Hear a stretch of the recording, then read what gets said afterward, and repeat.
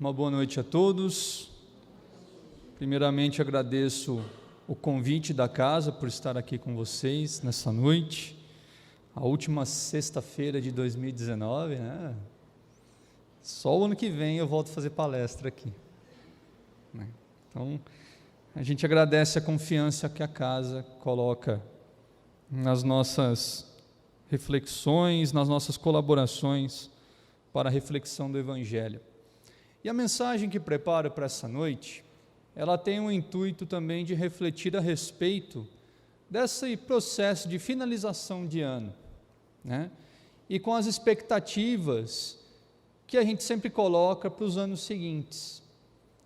Porque pensando essa semana que termina, né, o ano, tive observando que a presença do Natal no nosso contexto social, ele é extremamente importante no ponto de vista religioso e espiritual, porque nós relembramos o nascimento de Jesus, e quando lembramos ele numa figura de uma criança, de um bebê, nós trazemos o que há mais de puro dentro de nós. Então, é comum vermos a sociedade, o ambiente onde estamos trabalhando, com uma psicosfera de fraternidade, as pessoas mal-humoradas ficam um pouco melhor humoradas, aqueles que já são bons ficam mais bons ainda, e a gente começa a pensar de tudo que já passou desse ano, das tristezas, os infortúnios, mas também das amizades que permaneceram. E foi um ano difícil para todos, de algum modo, né? E quando encerra um ano, a gente vê, nossa, ficou para trás, superamos tudo isso, Jesus renasce no coração dos homens, e ao mesmo tempo faz brotar em nós a esperança de um novo ano que se iniciará e que poderá ser melhor.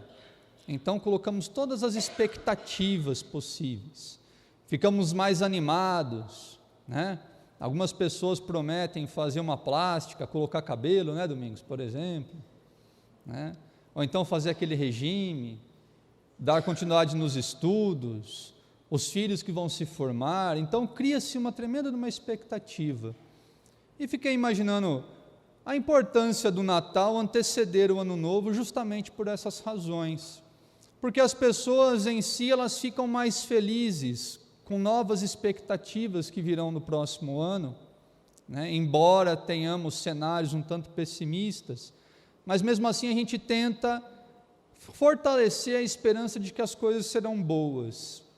E para aquilo que não for bom, haveremos de buscar forças e coragem necessária, e a fé se faz então tão importante na nossa vivência, porque dela é a fonte dessa coragem que faz com que a gente continue caminhando, até que um dia chega nosso horário, nossa partida. Porque esse ano eu vi tantas coisas tristes em termos de mundo, em termos de gestão política e econômica, né? Algumas coisas caindo, embora algumas pessoas falem que está muito bom, mas eu não sei o que é bom, com a gasolina quase R$5 e o dólar também. Então não é um cenário muito favorável, né? Embora para algumas pessoas esteja melhorando, outras estejam estáveis, mas a grande massa do nosso país, a situação não está bem assim. Ainda somos um país que precisamos ainda, né, de esforços hercúleos para se manter e se elevar, né, principalmente o moral. Então a gente começa a pensar que, e eu falava para minha esposa, quando eu caio nesse pessimismo, eu sou da época da escola quando, sabe aquela matéria chata de física que não entra na sua cabeça de jeito nenhum, aquela química, ou aquela professora de história massiva que fica descrevendo, e você olhava para o relógio e fala, quanto tempo falta para bater o horário para abrir esse portão para eu ir embora? Quando eu me deixava levar pelo pessimismo ao longo desse ano com as notícias, porque a gente se deixa levar muito pelo ponto de vista dos outros, né? E não vê as coisas boas que às vezes estão acontecendo na nossa frente. E a nossa vida é esse grande jogo de equilíbrio entre o bem e o mal que existem, porque através do mal que ocorre, nós podemos refletir no bem que pode ser feito. E então reestruturar a nossa história e, por que não, até mesmo a vida dos outros. Às vezes eu ficava me pensando, quanto tempo falta para o meu sinal bater e eu voltar para o mundo espiritual, né? Mas pensando no sentido de felicidade, será que quando nós desencarnamos com esse tipo de pessimismo, ou pelo menos com uma consciência tranquila de que os nossos deveres, as nossas atividades, os nossos compromissos assumidos diante da espiritualidade foram colocados em prática, será que quando a gente se desprende desse corpo carnal, a gente realmente se sente feliz? Isso vai depender muito então do nosso estado de consciência e também do dever que foi colocado e assumido diante da espiritualidade, um dever que coloca em jogo a nossa própria evolução. E a evolução é o que nos traz a felicidade, principalmente a espiritual. Quando nós conseguimos ser assertivos, corajosos de enfrentarmos o pessimismo com coragem, com resignação, com fé, de que isso somente um pedaço da vida, que é mais uma turbulência que eu haverei de experimentar, e a fé me experimenta, e a condição de espírito no mundo de provas e expiações me convida a vivenciar isso, e eu consigo passar por cima de todas essas coisas que me atormentam, é quando eu me torno feliz. E lá no Evangelho segundo o Espiritismo, nós temos, dentro dos espíritas, no mundo espírita, nós temos muito bem gravados na nossa memória e na nossa boca, que fala do Evangelho, que fora da caridade não há salvação. E o Natal é propício para as atividades de caridade. Tanto que as pessoas ficam mais felizes, começam a olhar para os necessitados, começam a olhar então para as pessoas que são carentes. As instituições religiosas se unem, parece que com maior fervor, com uma maior união, porque as pessoas querem compartilhar o que há de bom dentro de si, aproveitando essa psicosfera, né? No entanto, sabemos que esses 3 dias, ou pelo menos esse mês de Natal, onde organizamos ações fraternais, né, e de distribuição de alimentos, distribuição de carinho, né, ela nos ensina a sermos mais fraternos e compartilharmos o bem que nós temos dentro de nós. Muitas vezes, ao longo da vivência do outro ano que se inicia, elas são esquecidas.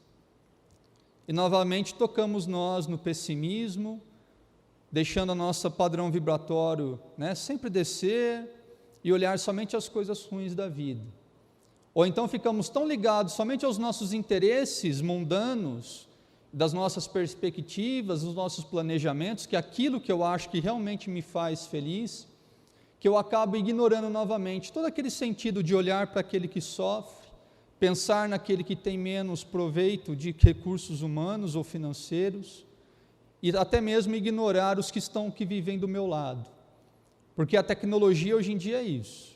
A internet te vende um estilo de vida imaginário, ou pelo menos que seja um referencial de felicidade do mundo, e as pessoas passam os seus dias sem olhar para os lados, somente rolando a barrinha dos seus tablets e celulares, e dando cliques, ou quando não, até mesmo só olham e nem dão atenção para o que estão lendo, o que estão vendo.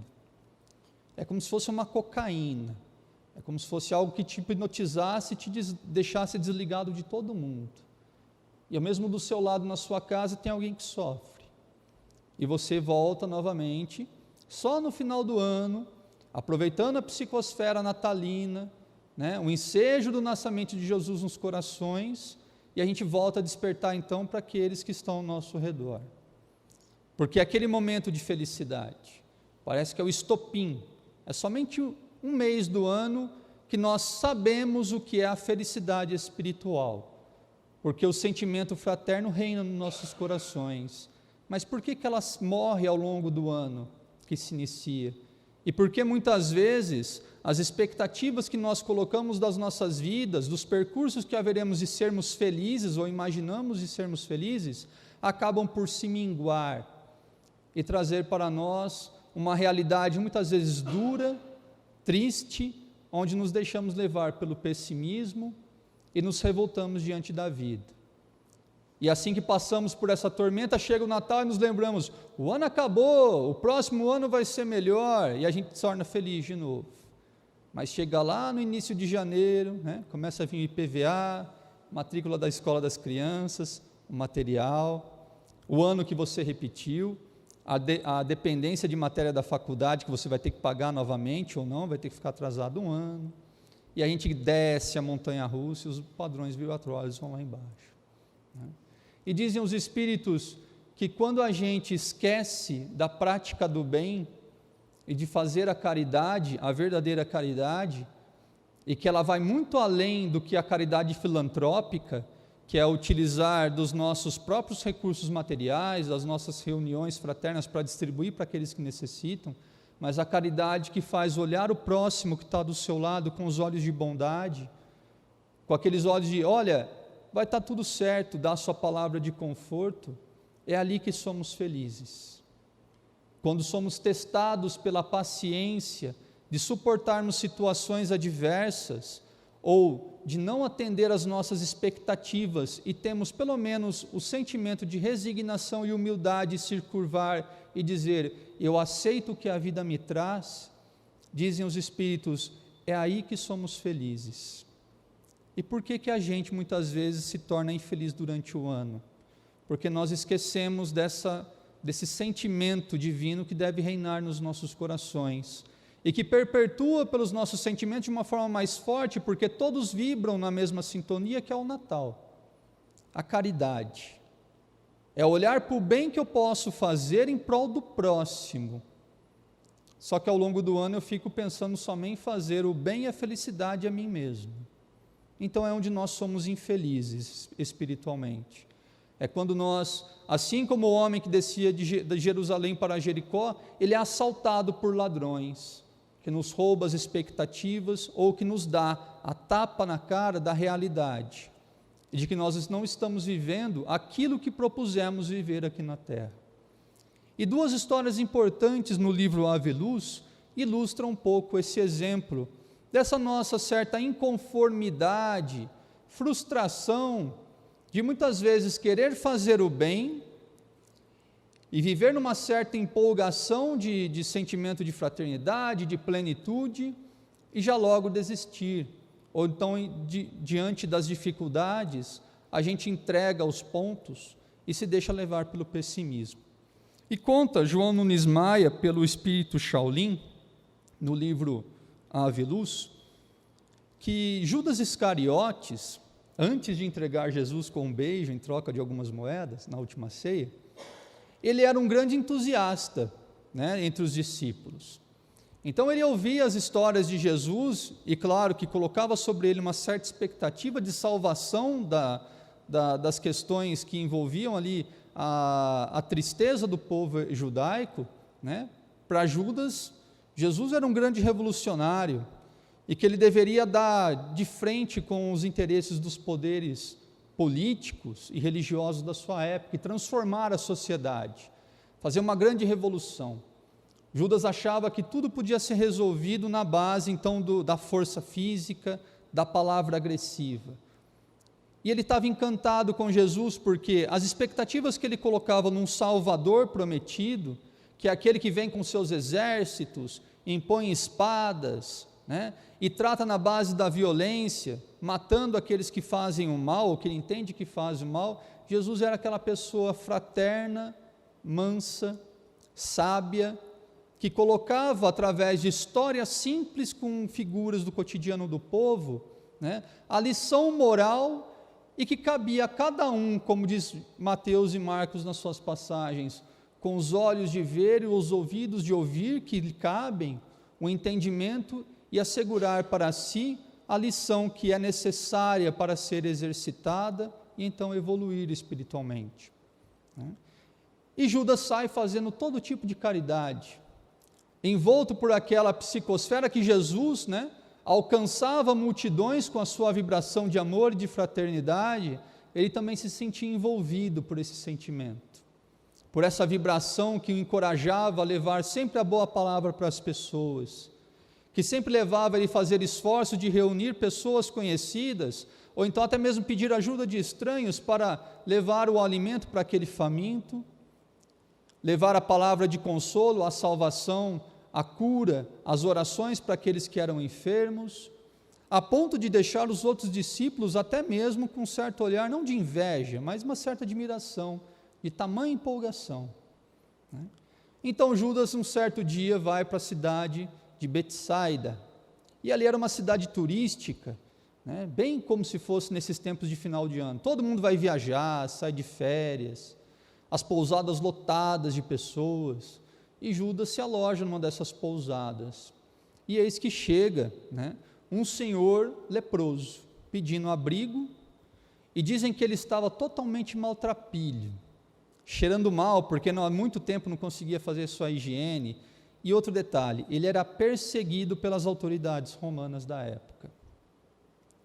E então o dono da estalagem lembra de Judas, com medo de ser, surpreendido com aquele homem doente que poderia alastrar uma grande peste para toda a comunidade.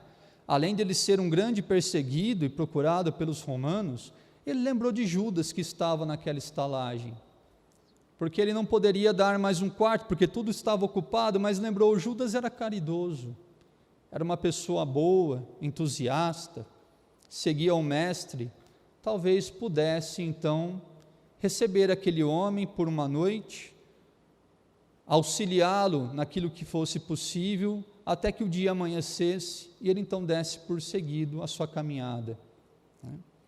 E ele bate na porta do quarto do Judas, e explica a situação, e então Judas nega a ajuda, porque também fica amedrontado de pegar a doença do homem leproso, e ao mesmo tempo ser mais um dos perseguidos pelos romanos, acreditando que ele seria julgado como criminoso como ele era. Então Judas volta para a sua cama, quentinha, com seu cobertor com pele de carneiro, macia, só que à noite a sua consciência lhe acusa, porque deixou de fazer o bem àquele que tanto precisava. Ele que tanto se esforçava para fazer o bem no seu entendimento, de levar as palavras para as pessoas, começou então a ficar um pouco atordoado, sem sono, agitado, se sentindo culpado.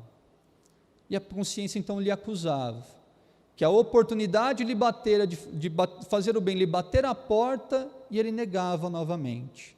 Então no dia seguinte, reunido com os discípulos de Jesus, ele pede uma explicação ao Cristo, e Jesus já havia percebido que Judas estava um pouco inquieto, incomodado, porque alguma coisa lhe passava pela mente e lhe acusava. Então ele diz ao mestre: Mestre, porventura podes nos explicar, principalmente a mim, o que podemos entender sobre o assunto? Opa, estou errado, essa é outra história. Mestre, todas as decisões que porventura tomo para me libertar da opressão íntima, falham nas primeiras experiências. Ele diz o seguinte: sinto-me fracassado. Será que isso se passa somente comigo? Será que somente eu estou preso por laços cujas pontas não consigo desatar? Eu te peço, Senhor, que me dê uma orientação de como me erguer nos caminhos difíceis da caridade. Porque para Judas, e assim como nós somos como ele, a gente sempre parece que existe um limite para fazer o bem,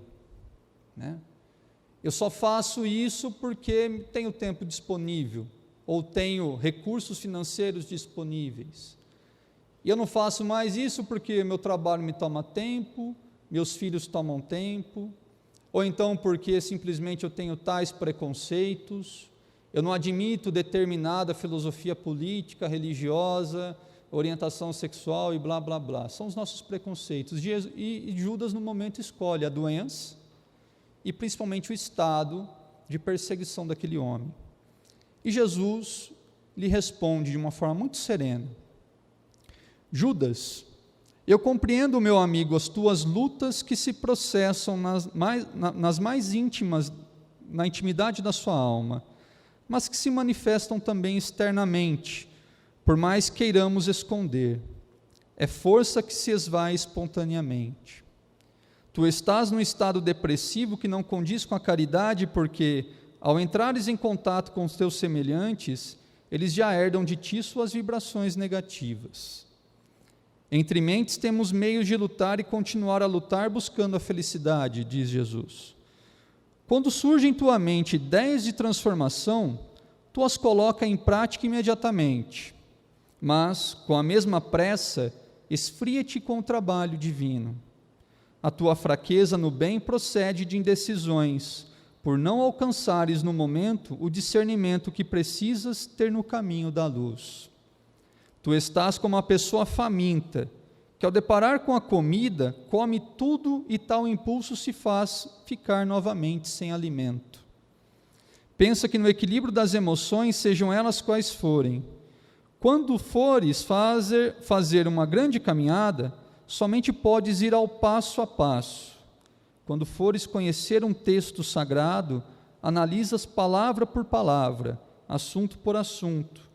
Quando fores escutar alguém sobre qualquer tema, registras no aparelho auditivo som por som. Essa é uma lei. Para tudo que para todos, uma sequência universal. Como queres fazer a caridade e beneficiar os outros de uma maneira que não suportas? Todo exagero é caminho para a desistência, e quase sempre, na hora em que devias fazer a verdadeira beneficência, tu foges com medo das consequências. O amor não pode ter medo. Quando nos agregamos à ideia de sermos úteis por caridade, os pensamentos de bem-estar, de conforto, de orgulho, não devem tomar o lugar da beneficência para que não nos esfriemos nos processos da caridade elevada. Judas, procura parar as arestas dos seus próprios pensamentos, escolher a hora que eles vão se transformar em ideias e depois examina o momento em que eles poderão se transmutar em atos, pois assim ficará mais fácil a prática do bem. Todas essas revoltas são carências de seleção nos princípios do raciocínio. Podes fazer muita caridade pelas possibilidades que tens no coração. O modo pelo qual exercitas essa virtude é que tem de mudar. Avança devagarinho, mas sempre. O tempo não exige que tu dispares nas reformas. No entanto, pede que não pares nos caminhos. Quem corre desesperado cansa logo, e quem anda vagaroso e sempre alcança a meta com mais presteza e sem distúrbios. Tudo o que temos de bom, colocado por Deus em nós, haverá de ser despertado em nossas mãos. É o trabalho que nos compete realizar em nosso próprio benefício. Não serás nécio com muitos, nem violento com alguns. A caridade é o mesmo amor que viaja, aproveitando metodicamente todos os meios que a vida oferece, e tem como vigilância o bom senso, para que o exagero não mude de nome. É justamente uma dessas explicações que Jesus traz, que nos cabe também refletir. Por que às vezes o Natal é uma época de tanto entusiasmo, e por que ao longo do ano nós nos deixamos cair no pessimismo, e muitas vezes até mesmo duvidar da capacidade, da ação do bem que podemos desenvolver ao longo da nossa caminhada? Essa época que Jesus renasce nos corações de todos nós, que Papai Noel nos presenteia quando somos criados desde criança, se somos bons alunos, se somos bons filhos, que ganhamos o presente que tanto queremos. Às vezes nós trazemos isso para um reflexo da religião. Quando eu coloco as minhas máscaras diante da sociedade ou do meio em que eu vivo, para mostrar que eu sou uma pessoa boa, caridosa, a única coisa que eu espero de Deus é que Ele me traga somente coisas boas e a verdadeira felicidade. Mas quando a oportunidade me testa de ser realmente bom e honesto comigo mesmo, na minha própria essência, colocando diante de mim fatores que levam a minha reflexão e testam a minha capacidade de exercer e perseverar no bem, muitas vezes eu desisto. E desistimos porque nós somos fracos. Não somos bem ainda consolidados no verdadeiro sentido da fraternidade e do amor, a ponto de deixar nossos preconceitos, nossas ideias prevalecerem, até nossa própria vontade prevalecer sobre aquilo que realmente deve ser feito. Nós nos tornamos cegos diante da dor do próximo quando estamos muito interessados no nosso próprio interesse, ou quando simplesmente deixamos que os nossos preconceitos julguem o outro a ponto de dizer não, de aceitar que ele não é digno da nossa ajuda. É aí que somos infelizes, e é aí que desistimos, e é então que a nossa consciência nos acusa. Porque deixamos, assim como Paulo de Tarso falava, o bem que eu quero fazer eu não consigo, mas o mal que está latente dentro de mim, ele é muito fácil de ser colocado em prática. Porque é fácil. O mal que existe dentro de mim são viciações adquiridas, reforçadas ao longo de experiências dessa vida e de outras tantas já vividas, que eu deixo enraizar mais forte no meu coração. E reajo junto com, nada mais, com a violência ou com a reação das atitudes que me fazem defender daquilo que eu acho que é mal. Enquanto eu deveria deixar o amor fluir do meu coração e fluir entre a minha consciência que está entre Deus e a minha consciência, e deixar com que esse amor flua e que o bem seja feito. É por isso que muitas vezes nós somos ainda infelizes ao longo da nossa caminhada dos anos. É por isso que a vida muitas vezes nos coloca de frente situações realistas que fazem com que nós nos frustremos, que nós ficamos deprimidos diante da realidade de vida. E ela nada mais, não é um castigo, mas um reflexo que nos leva a refletir a respeito de quais os caminhos nós estamos tomando e quais deveriam realmente ser trabalhados e realizados, os trabalhos necessários para a nossa felicidade suprema.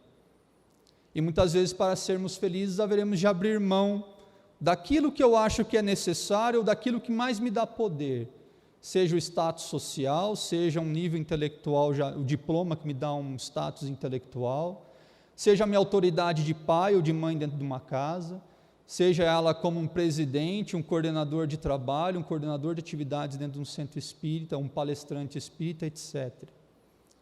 Porque nada mais isso são títulos temporários e passageiros, que podem muitas vezes se desfazer em questões de meses, de anos, porque muito vai depender da nossa reputação moral. E diz Jesus que somente somos fortes e felizes verdadeiramente, quando nós somos capazes de ser a nossa própria essência e nos fortalecermos nos ensinamentos do Evangelho. Porque ali a ferramenta, a estrada a ser percorrida, a porta estreita que devemos nos esforçarmos para passar, que nos colocam testes diários da vida.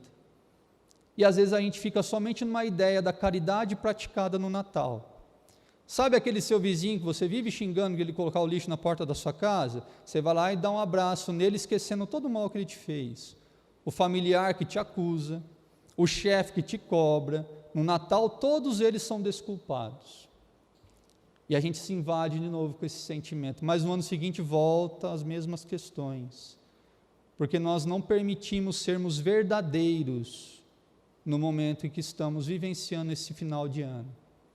Estamos muito excitados com as benfeitorias que o Natal nos traz, essa psicosfera, e muitas vezes fugindo da nossa própria essência, e deixando de aproveitar essa psicosfera que invade a nossa mente, e deixando de interiorizar esses sentimentos no nosso coração, e fortalecendo eles, através de repetições de atos, até que um dia se torne, então, alguma coisa que é comum se praticar, que é o verdadeiro bem.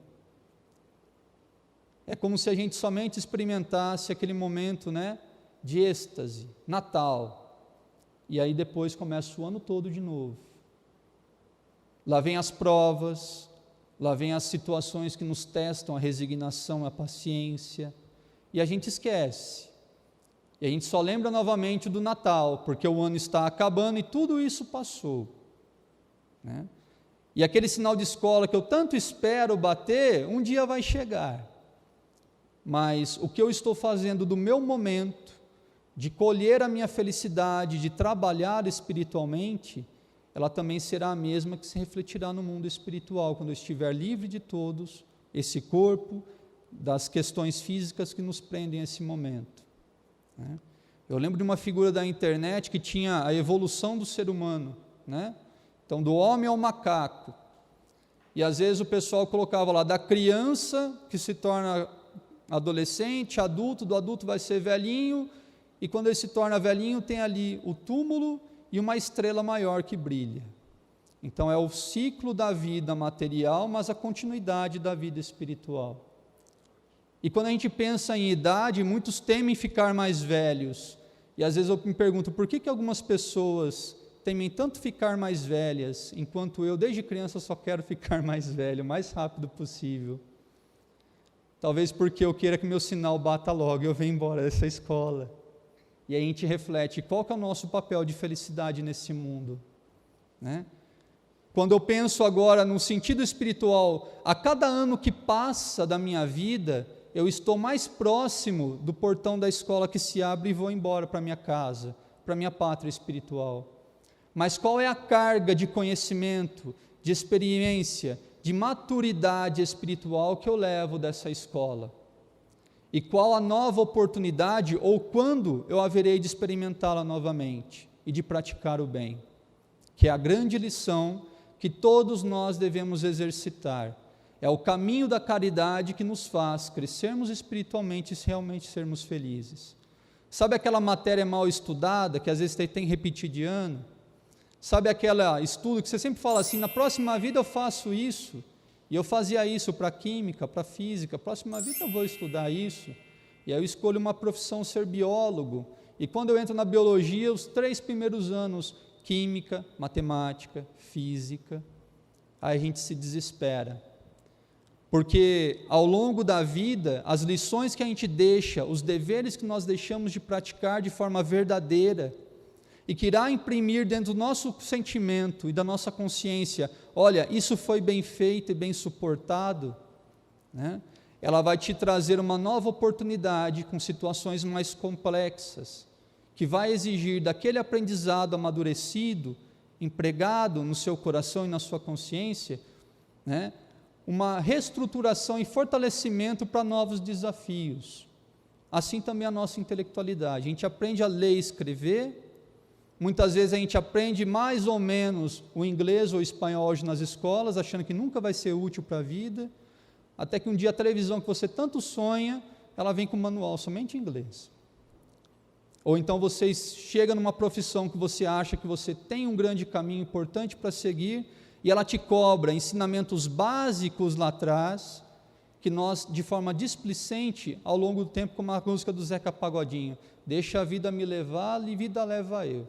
Então a gente vai na marola, no ritmo, achando que nós nunca seremos cobrados, ou que aquilo que me presta como prova de uma grande lição a ser aprendida, ou por menor que ela seja, reforçando alguns valores que a gente ignora, ela não será útil lá na frente.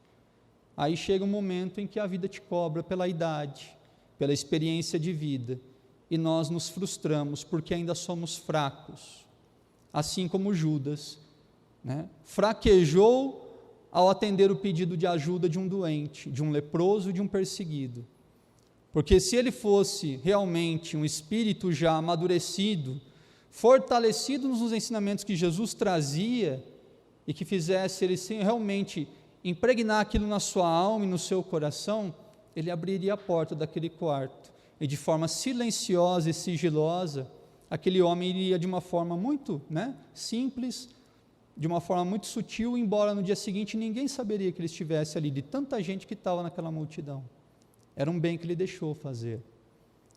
E nós nos pregamos ainda na ideia da caridade de filantropia. E muitas vezes nós temos que refletir o que doamos e como doamos as coisas. E a lição, então, trazida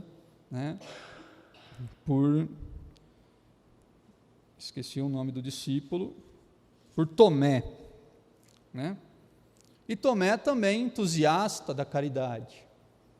Ele achava que caridade era somente levar às pessoas o bem material, o alimento, repartir aquilo que sobrava dele, até que um dia ele andando por uma estrada, ele se depara com uma casinha, um vilarejo muito pequeno, e Tomé entra na casa, ouve pessoas chorando, imagina que uma família passando por necessidades, e ele se depara com o corpo de uma jovem na mesa, a família velando o corpo daquela jovem, da filha que era tão querida, e que às vezes traziam tantas esperanças para aquela família, de palavras de conforto, e ele olha para aquele velório, a família tem tudo, ou pelo menos o necessário, não passa necessidades materiais, e ele se sente um pouco constrangido, porque o que eu vou falar num velório?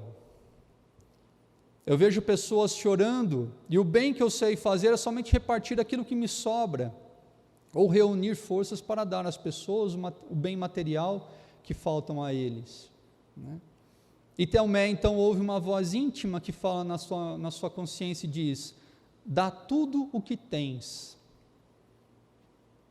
Na concepção de simplicidade que Tomé aprendeu com Jesus, quando ele dizia, Jesus tomava para ele e dizia: deixa tudo o que você tem e me segue. Tomé, quando decide seguir Jesus, ele só vai com a roupa do corpo.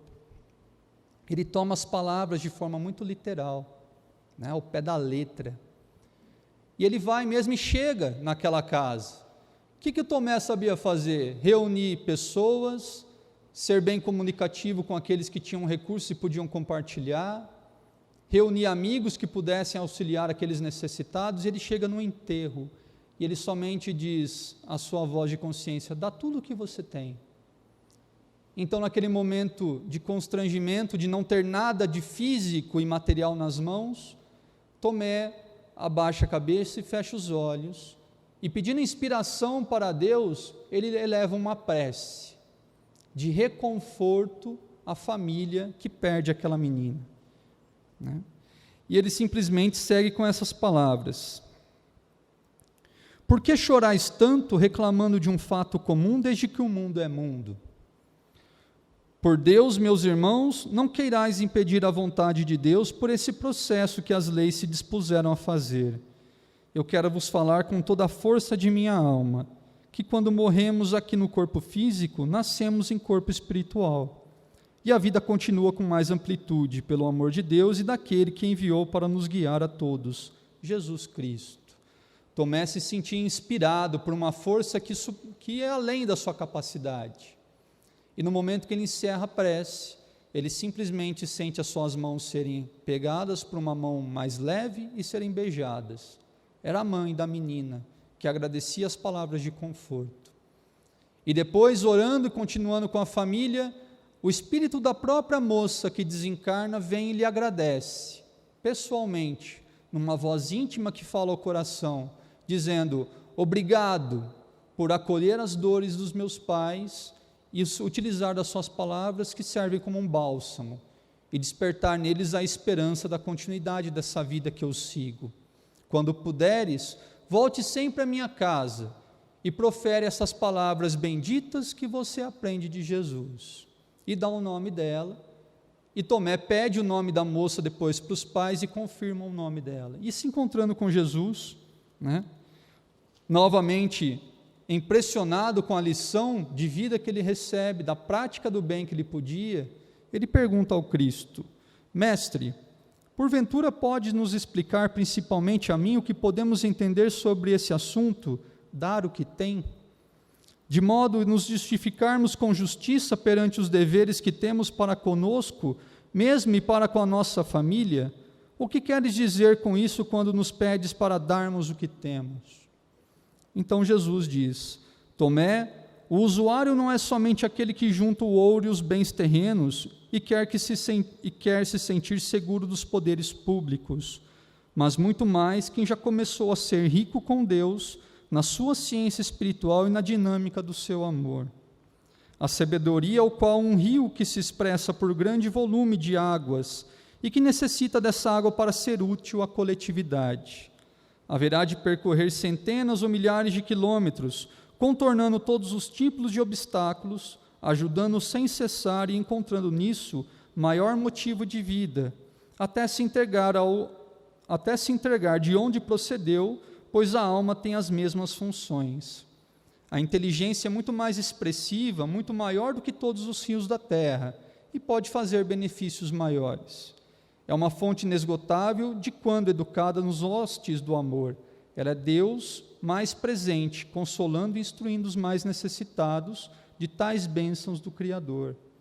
É bom que compreendas, meu amigo, que dar o que tem no trabalho que vamos operar entre os seres humanos está sujeito às perseguições, aos ataques, às calúnias, serve de instrumento, sem nem de leve apresentar exigências que apareçam nas ideias disfarçadas, de modo que até os escolhidos são enganados por seus vestes. Faze o bem pelo prazer de fazê-lo. Se ainda não podes executar essa linha do amor, faze o que podes fazer, mas nunca te esquecendo de pensar e fazer por onde a tua conduta se encaminhe para a perfeição. Então, caridade ensina a Tomé que é fazer aquilo que nós temos à disposição do próximo. E nós podemos até mesmo não mais utilizar a desfeita ou a desculpa de que não temos tempo, de que não temos recurso suficiente, que não somos capacitados, mas todos nós temos algo que serve de bom ao próximo para auxiliar nas suas dificuldades. Então, meus amigos, que a caridade seja a nossa diretriz para o próximo ano e todos os anos que se iniciam nas nossas vidas. Porque um belo dia, Deus haverá de chamar a gente de volta, o nosso tempo de vivência aqui nessa escola se cessa.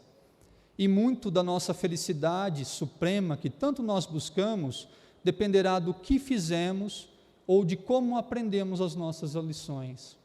Se elas foram bem aproveitadas, bem refletidas, bem praticadas, exercidas, reforçadas, ou simplesmente elas foram ignoradas pela nossa displicência, porque estavam simplesmente brincando ou distraídos com outras coisas mundanas, que são efêmeras e que com certeza haverão de ser cobradas no futuro, seja nessa durante o nosso desenvolvimento da nossa maturidade de idade, de emocional, ou seja em outras vidas, porque nos farão falta. Que possamos ter os olhos de ver e ouvidos de ouvir as oportunidades que a vida espiritual nos traz no próximo ano, e que possamos unir nossa força, nossa coragem, com certeza orientada e aliada pela nossa força de fé e de vontade, de que somos capazes de absorver tudo aquilo que ela nos convida a aprender. E sejamos felizes no nosso dia a dia.